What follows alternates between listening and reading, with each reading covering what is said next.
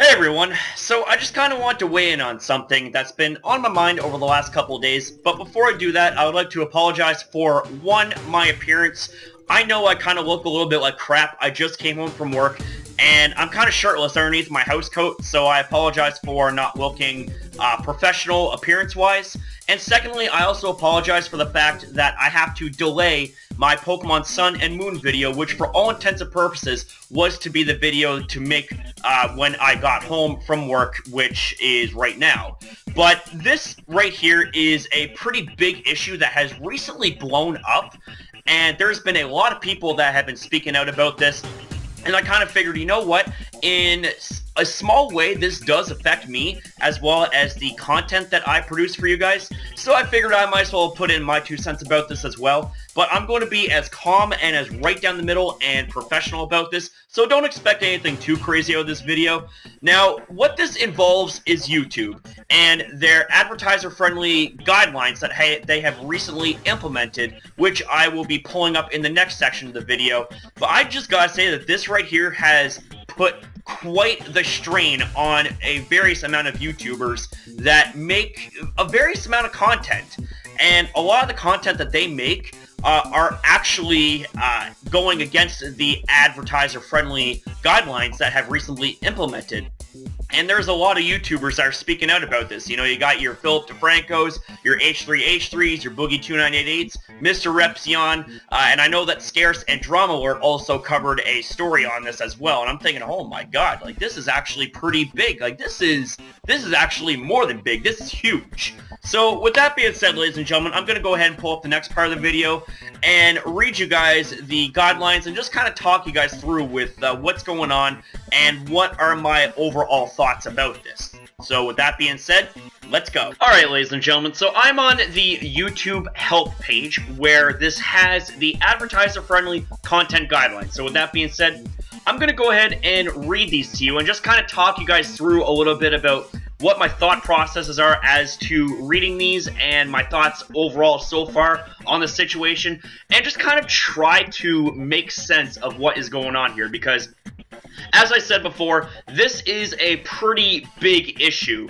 because there are a lot of YouTubers that talk about a lot of different things, and by different is things like controversial things such as politics, such as newsworthy incidents, such as tragedies, you know, things like that. But all of that will be dissected in this page right here. So with that being said, advertiser-friendly content is content that's appropriate for all audiences. It has little to no inappropriate or mature content in the video stream, thumbnail, or metadata such as in the video title. If the video does contain inappropriate content, the context is usually newsworthy or comedic, as the creator's intent is to inform or entertain, not offend or shock.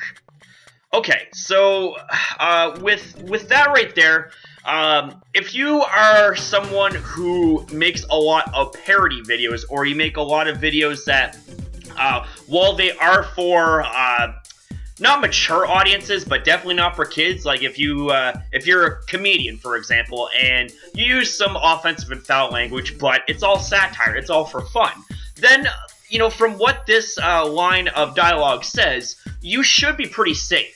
So when it comes to content creators like that, you shouldn't really have anything to worry about. But this right here is just skimming the tip of the iceberg here. So let's go ahead and scroll down here a little bit. Let's go ahead here. Content that may be acceptable for YouTube under YouTube policies may not be appropriate for Google advertising. Google's program policies provide additional guidelines for what can be monetized, and advertisers also have their own standards and requirements for content. Okay, so we're talking about two completely different animals here. We got YouTube and we got Google. Now, YouTube and Google are connected. You know, like when you have a YouTube account, you have like a Google Plus account, right? So, you know, they're jointed accounts. So let's go ahead and read the content that is considered inappropriate for advertising. Content that is considered not advertiser-friendly includes, but it's not limited to, sexually suggestive content, including partial nudity and sexual humor. Okay, so that right there is, you know, I can understand that. You know, if you have like, if you have a thumbnail of a butt-naked individual, then yeah, that right there, I can more than understand that being inappropriate. Or if you were to show something like that in your video, I can also understand that being, you know, against those sort of guidelines. And I'm pretty sure that also goes against YouTube's community guidelines too. So that right there is kind of like a, you know, a no shit Sherlock kind of thing, right? So let's go ahead and move on. Violence, including display of serious injury and events related to violent extremism. Okay, so if this right here, with this line of dialogue right here, they are referring to things like people getting injured in riots, or people having their limbs blown off for whatever reason, and you know, people suffering horrific injuries, like if a stunt goes wrong or something like that. At least that's what I'm gathering here so far. Please correct me if I am wrong in any way, shape, and form, and if I misspeak. I'm just trying to make sense of this on the spot. You know, I've wanted to speak out about this right away, but I'm thinking, you know what? No. I want to, you know, do a little bit of research and kind of formulate my own opinions on this. Okay, so inappropriate language, including harassment, profanity, and vulgar language. Okay, so this right here is where things start to get a little bit tight here. Okay, they start to get a little bit tight and a little bit. How could I say this? I mean, I don't want to say that it's censorship, but with this line right here, I'm kind of thinking that this actually is going to be borderlining censorship here. Because, like, okay, here's the thing. It's like, you know, there's no value in content if someone is literally swearing every 2 seconds. And I know it sounds a little bit hypocritical coming from me, because in my shirtless maniac character, or even when I'm just talking to you guys straight, you know, sometimes I do swear. I will be the first to admit I have a swearing problem. You know, I swear like a sailor if I am really upset about something, right? And my shirtless maniac character, you know, it's meant to be aggressive and in your face and loud and obnoxious, but also meant to be funny, you know, because MegaCrasher is the character that I have developed for you guys as sort of like my alter ego. You know, the person that you're seeing right now in this video is myself, Corey Chase, 25 years old. You know, I am a completely normal, average guy, you know, but my MegaCrasher character is someone who is high-strung, very short-tempered, highly aggressive, highly loud, you know? Like, you guys, for those of you guys who see my videos where my MegaCrasher character is involved, you guys know what I'm talking about. But for those that don't, you know, then here's a little bit of an introduction kind of thing. But yeah, like, things like harassment, you know, that goes against YouTube's community guidelines. So harassment, I can definitely understand. But profanity, it's like, come on. You know, there's people who swear, regardless, okay? People are going to swear. They're going to swear on TV. They're going to swear in public. So, like, what I don't understand is, are they going to be censoring and limiting people's videos if they're swearing in it? I mean, I think that sounds a little bit over the top, don't you think? I mean, I understand that you want to be, you want to be friendly to every kind of user, regardless of the age. But you know, there's YouTube for kids, there's TV for kids, and things like that. You know, shows and stuff like that. What I'm thinking is, like, why not have something like a filter or something like that? Like, how about have like a filter of what is appropriate for kids and what may not be appropriate for young ears and eyes to listen to and see on the on YouTube, you know what I'm saying? Vulgar language, well, vulgar and profanity kind of go hand in hand, except vulgar also includes like some seriously derogatory terms that don't even have to be swear words. They could be things like racial slurs and really disgusting terms to use to describe people, to describe groups, things, etc. kind of thing. From what my opinion is so far. Again, correct me if I'm wrong, if I misspeak in any way, shape, and form. But anyways, let's go ahead and continue on here. Promotion of drugs and regulated substances, including selling, use, and abuse of such items. Okay, now this right here, I can also understand too. Because it's not so much, it's not really that appropriate and that healthy to be promoting things like drugs, like, you know, crack cocaine, LSD, you know, the really, really hard drugs, and just like things like that, like showing things like that. However, on the other side of the coin, I think anybody who dedicates their livelihood and their content to raising awareness against drug abuse and raising awareness of the dangers of drugs, I don't think that those people should be censored. You know what I'm saying? Like, if they are making their livelihood off of spreading awareness to things like that, then there should not be any sort of censorship or any sort of demonetization. Because, speaking of demonetization, you know, I seen Mr. Repzion's video. Shout out to him, by the way. I think he's a great guy. But Mr. Repzion has shown a list of videos that suddenly became demonetized because he talked about somewhat controversial things. But the thing of it is that none of that promoted things like harassment or, you know, things like that. Like, his intent was not to promote harassment. Now, the impact might be a little bit different. You know what I'm saying? Like, intent versus impact. What you intend may be one thing, but the impact of your message might be something completely different.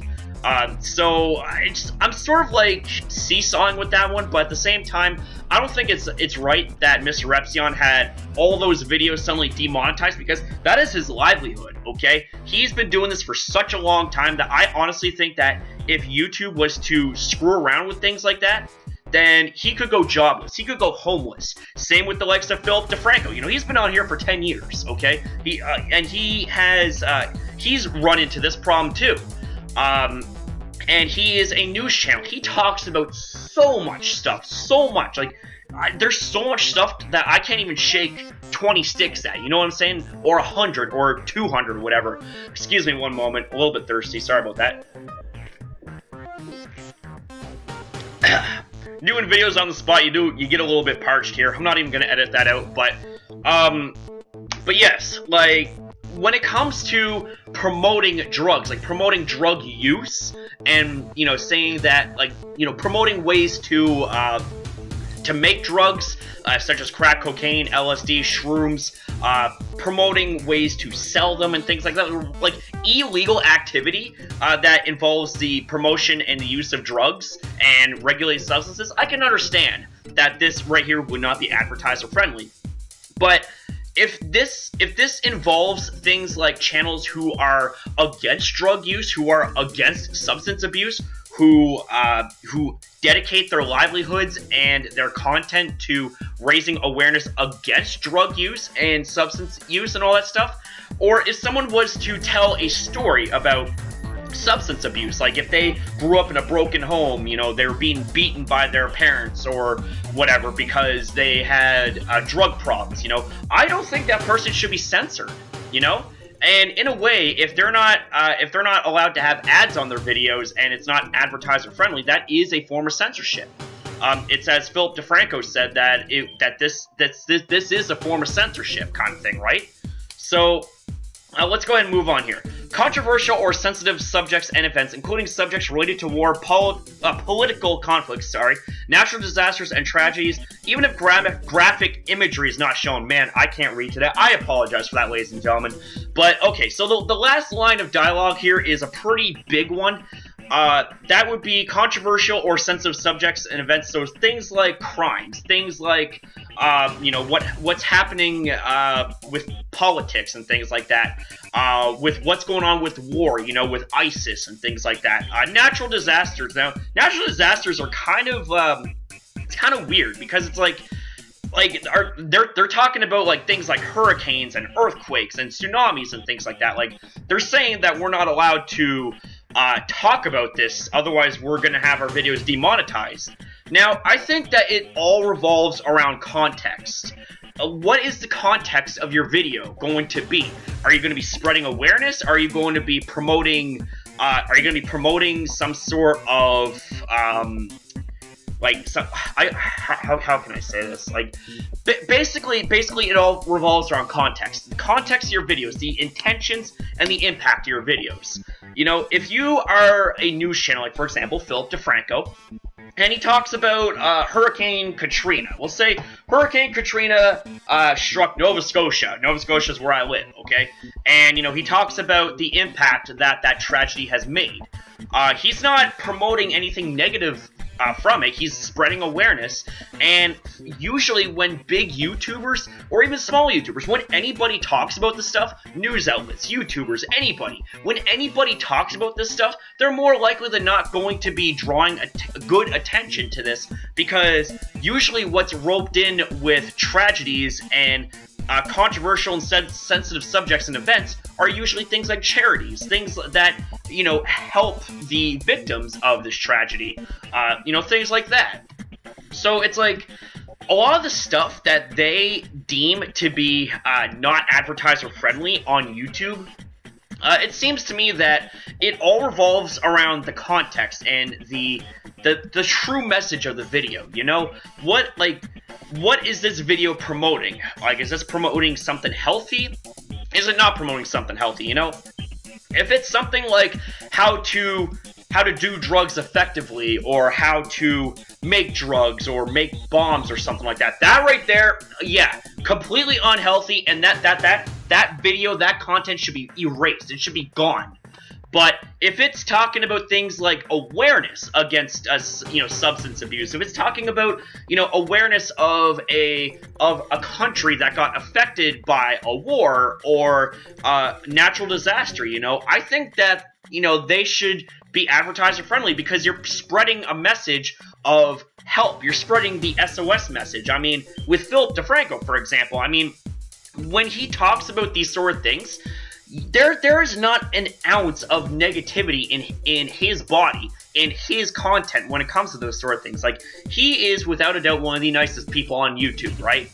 And I definitely think that whenever he talks about things like this, you know, he does what he can to help. You know, he's got the money to do it. But if these guidelines here are going to be taking in full effect, then he, as well as so many other people, are going to be screwed over. And it's not even funny, because you could have something as innocent as someone saying, you know, fuck or shit or something like that. I know that wasn't very professional of me to say it, but I'm just using that as an example, right?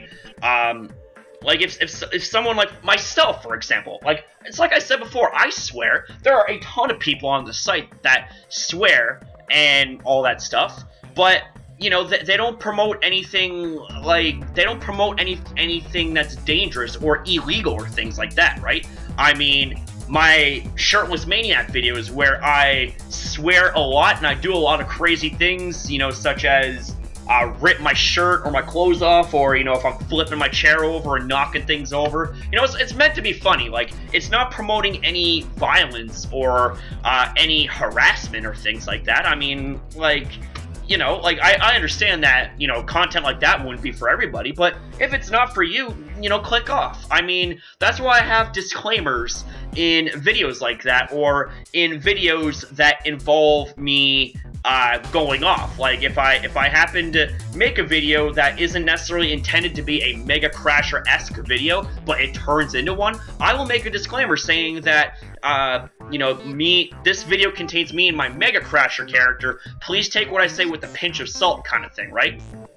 So that's basically all I have to say right here. There is a little bit more to read here. If any of the above describes any portion of your video, then the video may not be approved for monetization. If monetization is approved, your video may not be eligible for all available ad formats.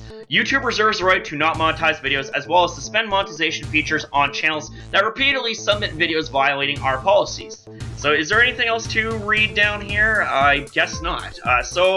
I'll leave a link in the description box down below to this article here. It's a pretty interesting read, to say the least. So that's really all I gotta say. Sorry that this video, I couldn't make this video any more than what it is. Hopefully you guys gain something out of this, some form of entertainment or knowledge or something like that. Although I don't know how entertaining a video like this would be, but Anyways, ladies and gentlemen, that's all I gotta say for this video. If I missed anything, you know, let me know in the comment section down below, and I will either, one, annotate it in this video in the point where I missed the point that you guys had pointed out, or number two, I will just straight up make a follow-up video about it and, you know, follow up on what you guys were saying and kind of add this into the mix kind of thing. But anyways, ladies and gentlemen, thank you guys very much for watching this video. If you guys want to give this a like, you can. Much love to you guys if you do. Likes always help. With a video like this, it's not really meant to have a like goal or anything like that. You know, this is something serious. So, you know, if you give this a like I said, much love to you. The support and the likes definitely help. And if you want more content like this, then make sure you go ahead and hit that subscribe button. You know, I'd love to have you join our community.